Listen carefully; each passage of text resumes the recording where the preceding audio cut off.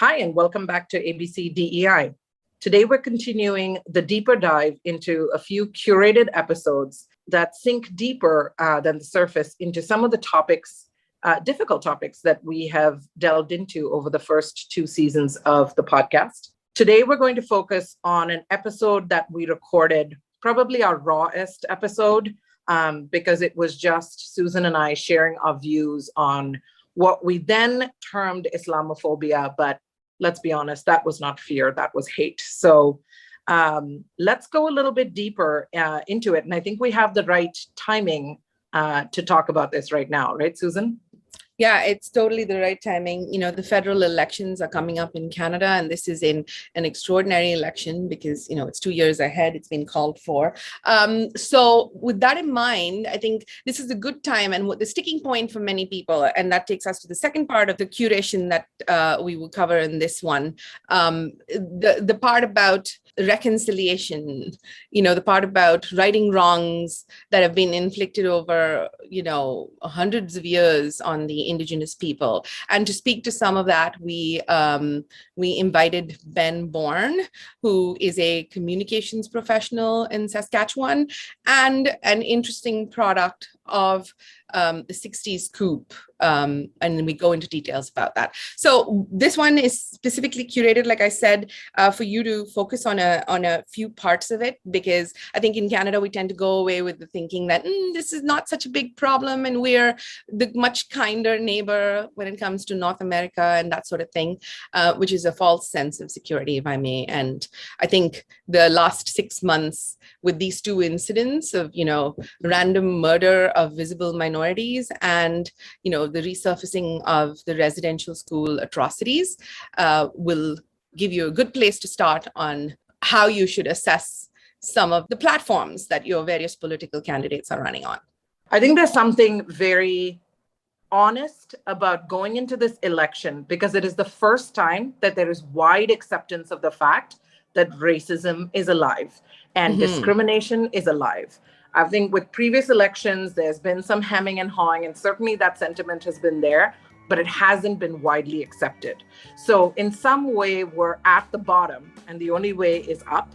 And so I think absolutely, it's a really good lens with which to evaluate the Canada that we're voting in and the direction we want to move as a nation.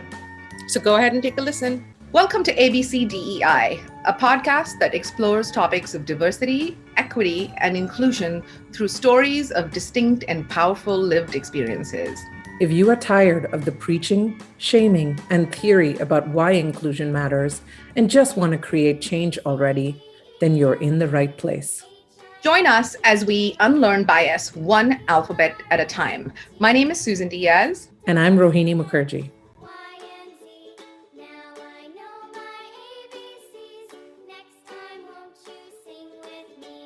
A somber week this week. This is the first week of June of 2021. And in this week, we've had a horrific hate crime in Canada in a small town called London, Ontario, where a 20-year-old in a black pickup truck ran over and killed a family, a visible minority family, at a crosswalk a few days ago. And from it has come a lot of discussion, including the police saying that this is certainly not an accident and that it's specifically Islamophobia motivated crime. Today we wanted to do a little bit of an unscheduled episode, Rohini and I, to talk out some of the parts of this. Obviously, the feelings of outrage and what is it that we can do? Like, what are the non-negotiables to take this down into some action, right? Yeah, we wanted to share our feelings. And today, I think this week, last few weeks, but especially, this week, I felt a little ashamed to be Canadian. And I felt embarrassed that people are talking about shock and surprise because I have none of those. I mean, this was bound to happen and it's been happening. And, each act that happens is just, it's just a repetitive pattern. I mean, growing up, I know we share living in the Middle East for a number of years. For me, those were formative childhood years. And, I lived in a Muslim country as a non-Muslim expat, really in terms of, I wasn't Middle Eastern, I wasn't Omani, I wasn't Muslim. But to me, forever, Oman will be home. And the people were just so warm and welcoming. And it was because of Islamic principles. It was because of the notion of family and guests and hospitality that was so tied in with the religion. And this hit really close to home. And it makes me sad because it shouldn't have to hit this close to home to every single one of us. It shouldn't have to be our best friend, our teacher, our neighbor. We need to stop before, we get to 37 million incidents, so that every single one of us identifies with that. We really need to stop the cycle now.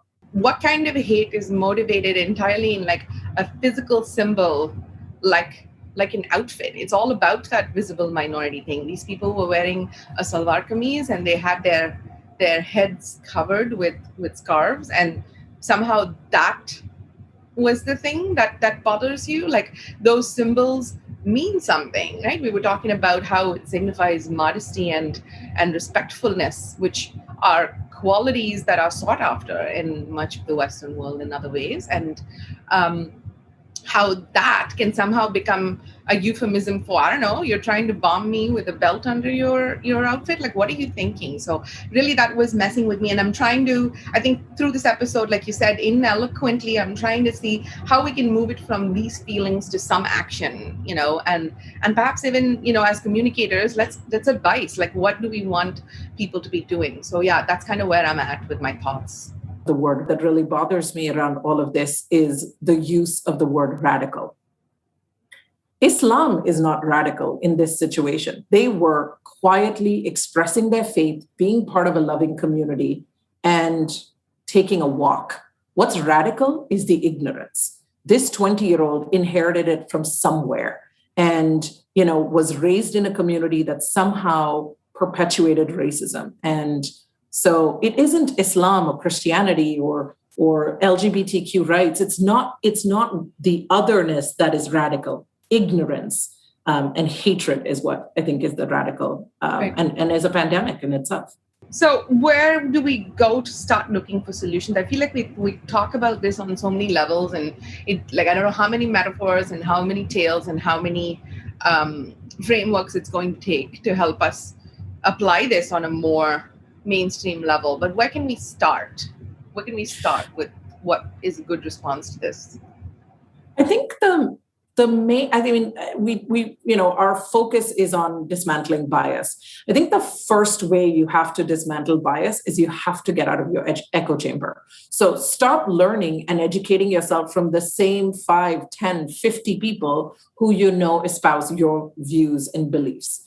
Get outside that echo chamber, find out what is the other view on this. What's the immigrant view on this? What's the conservative view on this? What's the liberal view on this? What is the gender non-binary view on any issue? So I think you have to absolutely educate yourself, but do so deliberately by getting outside your echo chamber, and really do the work so that you're not just perpetuating your own ignorance or values or half-baked information.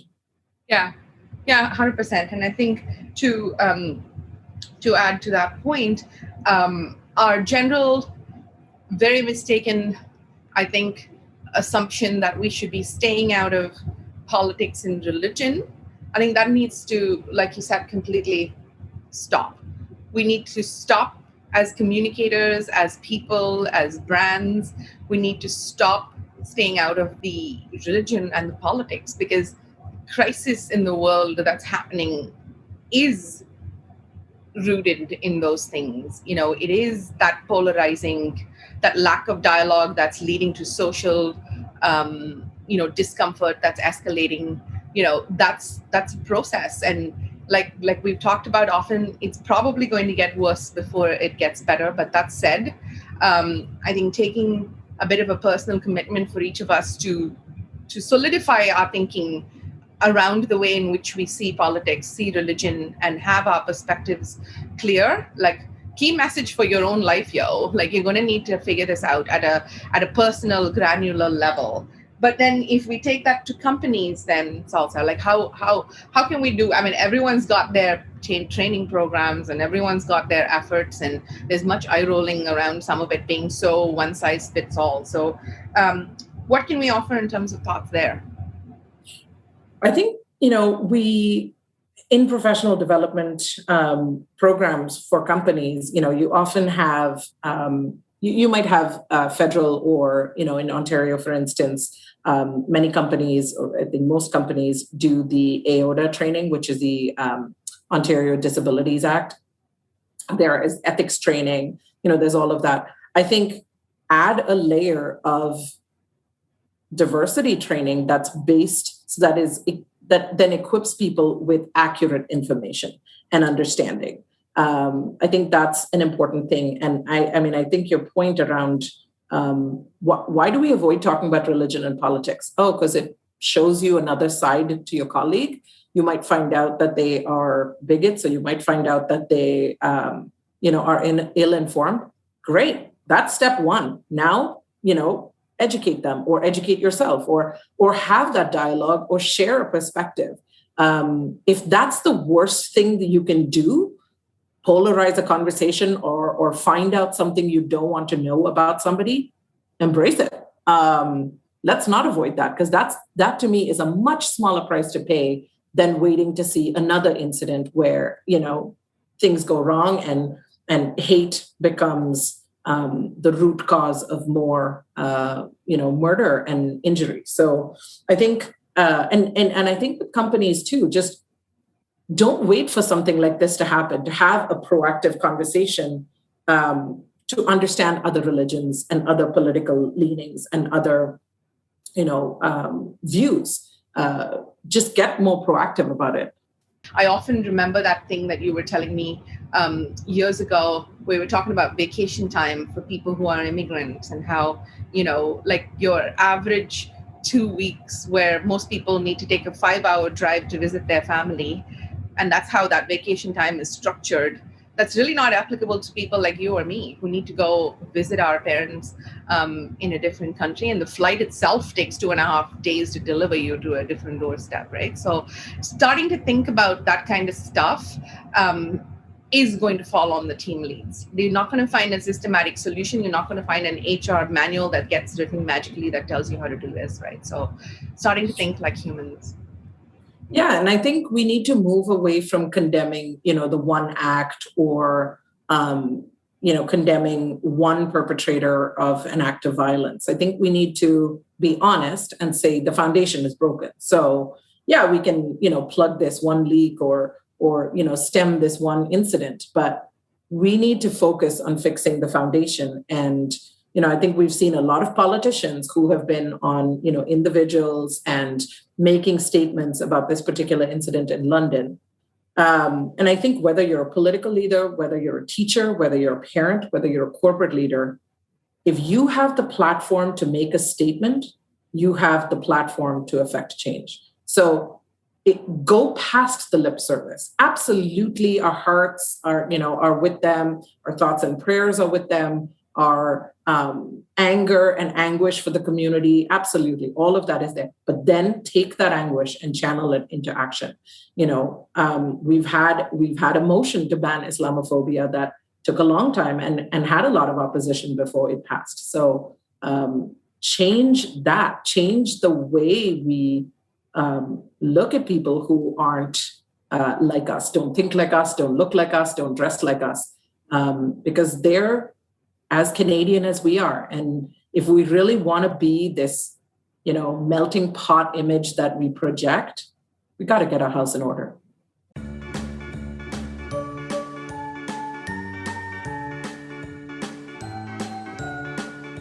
Today, we're diving deeper into some of the lived experiences that we started to look at in season 1, specifically the BIPOC community, and even more specifically today, the Indigenous community. And I think that in light of some of the events of May 2021 here in Canada, this discussion becomes even more relevant.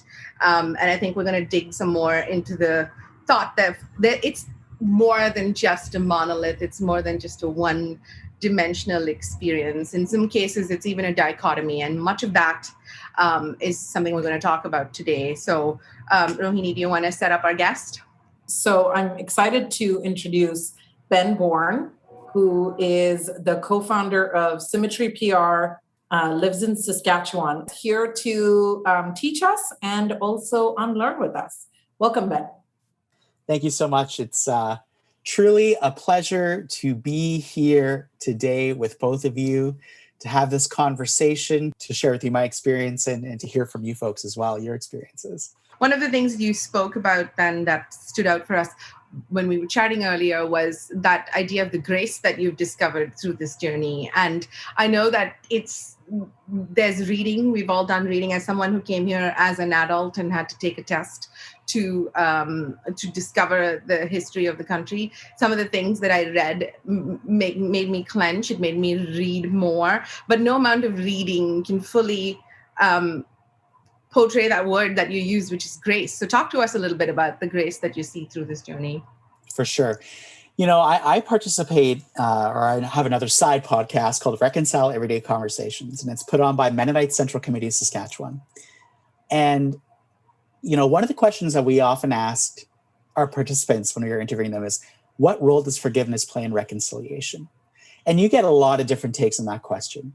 But when I was at that TRC release event, the report release event in Ontario or Ottawa, and when I was as an honorary witness hearing those stories, the thing that kept coming out over and over and over and over and over again was how graceful Indigenous people, us Indigenous people were, Indigenous folk were towards their abusers, towards the system. And they were meeting such tremendous pain with grace. And I think that shocked me and taught me a really important lesson about, you know, how fortunate settlers are to have such graceful people and partners. And while, yeah, us Indigenous folks, we're mad. We have lots of things that need to be addressed. But to hear those survivors talk about grace and the role it played for them in healing and moving forward, that really struck me. And I think that's something that we need to or that settlers need to think about and consider is, you know, what am I receiving out of this, right? What is grace giving me, right? What am I benefiting as well? I think sometimes we can get a little carried away with that, but yeah. It's so true and so powerful. Like it makes me hold back tears. I think when we talk about breaking down the monolith that, you know, BIPOC can be put into, that LGBTQ individuals can be put into, it's so important to move out of that binary, right? Because there is nuance within each of those. So, you know, abuser and victim, or colonist and settler. I think the grace that the Indigenous people have shown and continue to show, even as some of these stories come to light, that willingness and motivation to continue the conversation so that it doesn't become that all settlers are bad inherently. There's a lot to fix. There's a lot to still unearth and serious reparation to be done. It's not about performative. It's not about, you know, issuing an apology and doing nothing else about it. It's not about, you know, avoiding the political or partisan statements. we need to reframe systems. We need to rebuild systems. And there's no shortcut there. But I think the element of grace and the element of saying, this has happened in my family, in my generation, or in the generation above me, like you have with your mother, and to say, I still want to be part of the conversation or the generation that fixes it, is incredibly powerful. And I think the other part that sometimes gets blurred is you don't have to be the aggressor or the generation that was the aggressor. You don't have to be the principal of a residential school. You don't have to be a perpetrator of the 60s scoop program to still benefit from the systems of marginalization that have resulted from that.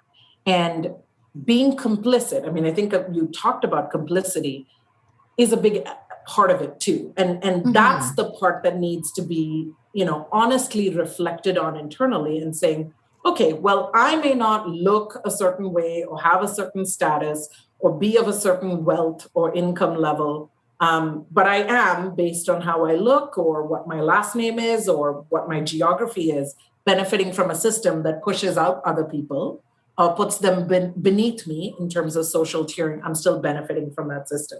So, we like to talk a lot about unlearning and being concrete steps. I think one of the questions I have for you is, how can we center our Indigenous colleagues? How can we center Indigenous sentiment and voices, especially when something horrific, like the discovery of the bodies in Kamloops happens? And how do we get past performative flags at half-mast and listening to real change that we're opening ourselves up for? That's a big can of worms we're opening.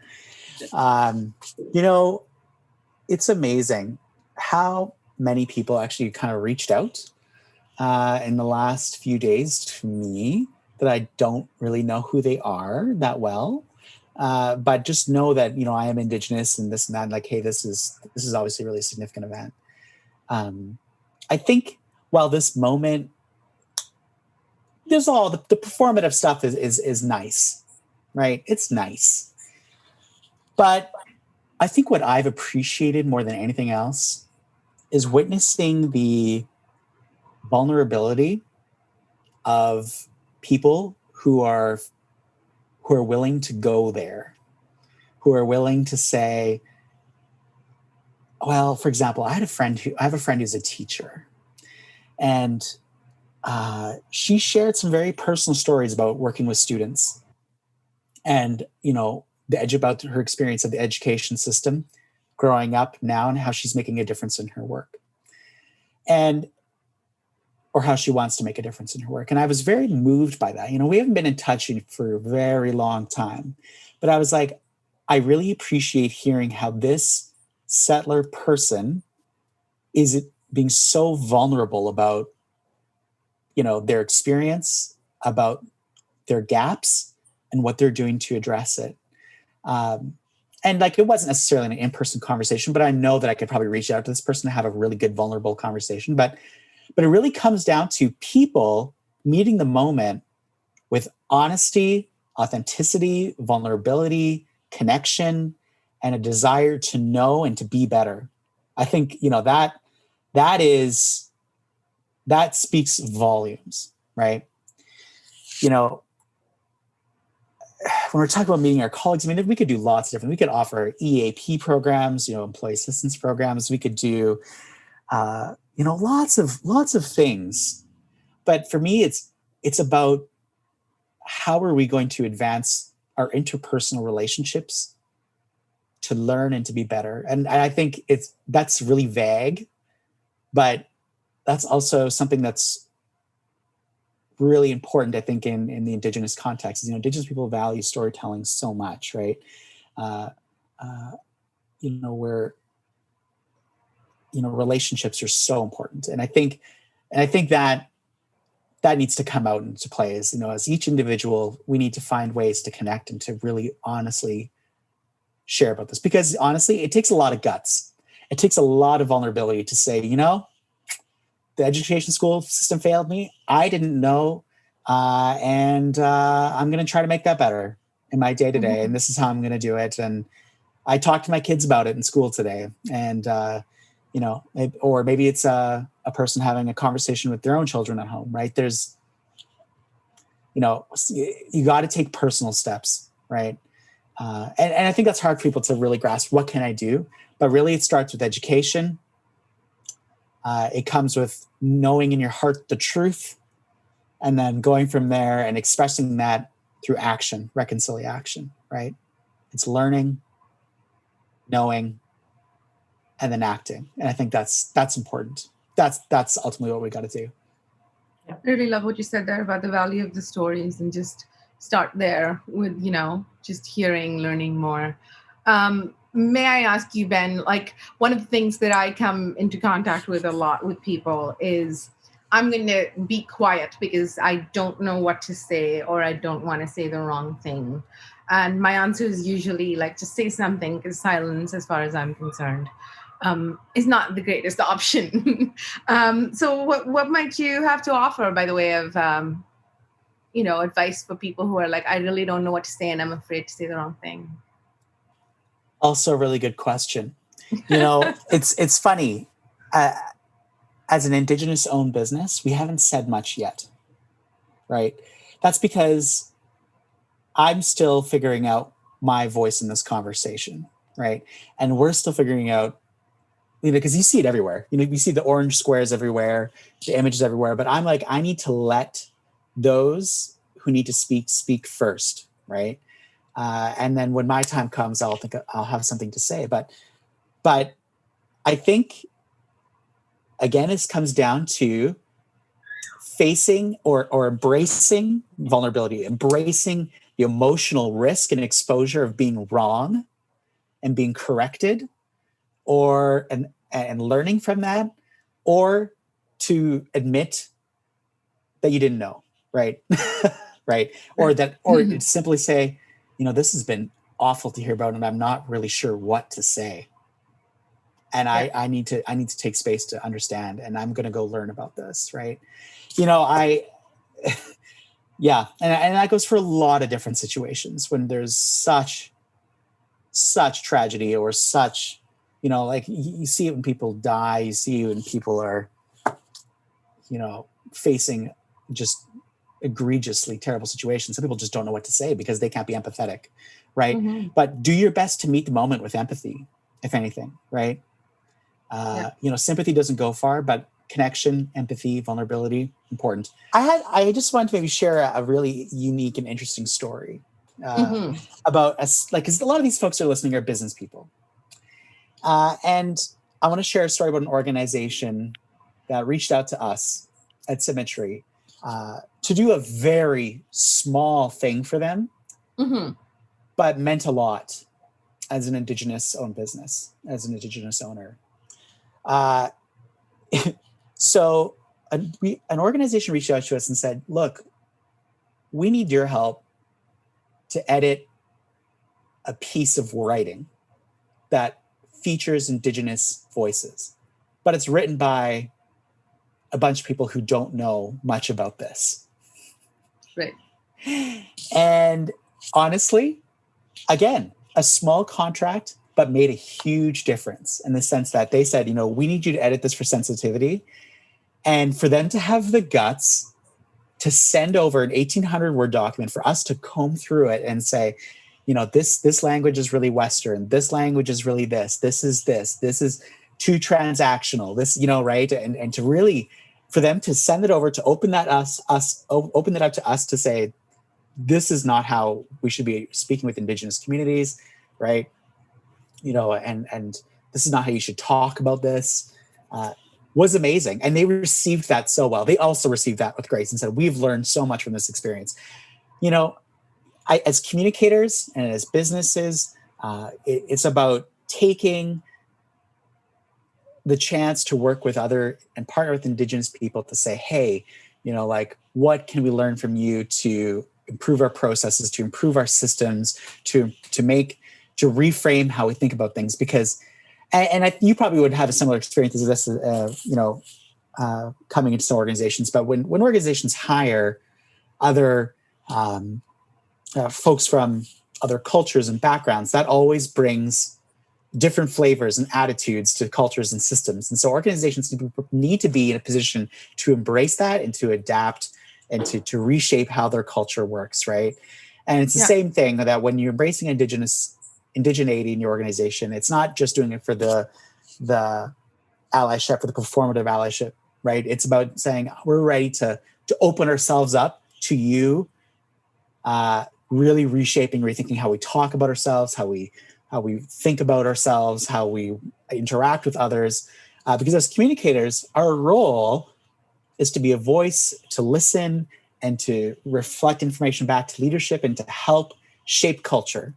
And so, I think it's important that organizations are looking at like, how are we shaping and changing culture, embracing those perspectives. And so like this little gesture with this organization that reached out to us and had us make these edits on this 3-hour job, was a game changer for them. And it was a really unique opportunity for us to apply our skill set, right? And so I think there's things like that people can look at and say, like, how can we make change and where can we invite people to look at our systems and way to help us reframe things to think better. So yeah, that's the general call to action for businesses. That's something that I want to get out there. I think that's really important that people need to be aware of. I think it is. I think it's important to look at that. And I think as well, specifically to look at it as a job and not be like, it's your job to teach me how to do this. I think often people come at it from that sort of angle, which isn't ideal, which is just like, oh, all of the people come join the conversation. It's not their job. Nobody's job to educate yourself, but 100% like bringing in the right voices to weigh in on material that is focused is something that we should think about a whole lot more. Diversity, equity, inclusion. When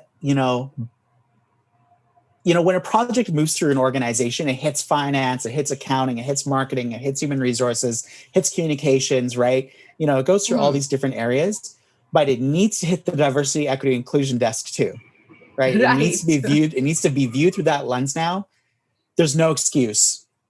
I can think of 215 reasons why that there's no excuse now for Indigenous voices to not be heard, seen, and respected in organizations and systems and cultures. And, it's time. Yeah, it really is time. Let's talk about how it's, that was a good example of how it was, a way in which to invite it in the right way. What are some things that you're seeing, which is like, don't approach it that way. That's straight up performative tokenism. It's not going to get us very far. Well, I think it all is so situational and specific, right? But I think the only way that we're going to get better at this is to help support Indigenous businesses and professionals in organizations, right? And to move up and to be trusted advisors in organizations. I've heard examples and stories, but organizations where, their sole objective is to meet diversity, equity, inclusion quotas, right? In their balanced scorecard. And some organizations do that by filling temporary positions with Indigenous or any other BIPOC folks, right? And that's how they meet their quotas, right? Or they're able to do that through their summer employment programs or whatever. And sure, that's all nice, but we need to start finding ways to promote these people, to make sure that they are adequately trained to be advisors, to be at the level that we need them to be in order to perform the way that we'd like them to expect. Sure. But we also need to flip it around and look at how making sure that the organization is meeting where these people are at as well. Right. So bring them up and also meet these folks where they're at. I think that's also really, really important in terms of like learning and development systems and professional development systems. And when I think about, professional associations, and when I think about the education system, all these systems need to find ways to help promote these people up, but also meet them where they're at.